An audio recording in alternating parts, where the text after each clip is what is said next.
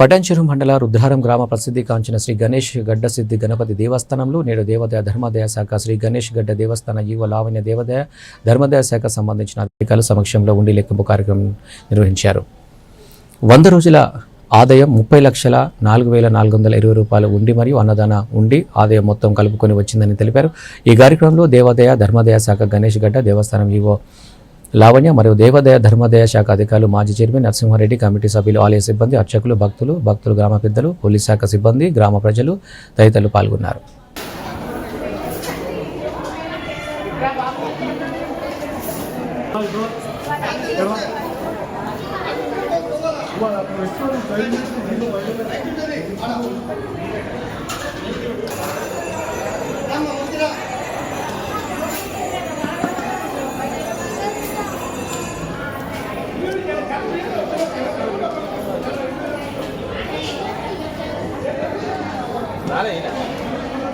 ఓహో కొంచెం జాగ్రత్త.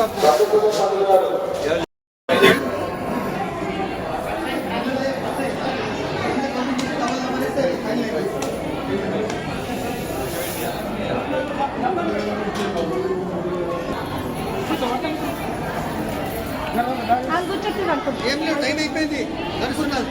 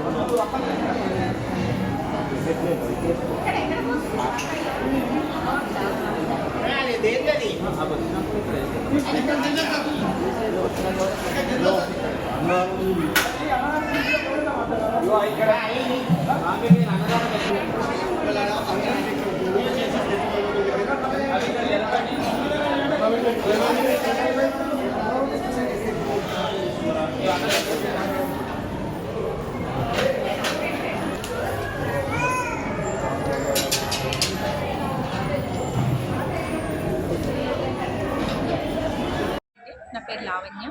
నేను శ్రీ గణేష్ దేవస్థానం రుద్రారం గణేష్ గడ్డ కార్యనిర్వహణాధికారి. ఈరోజు ఆలయంలో హుండీల లెక్కింపు కార్యక్రమం జరిగింది.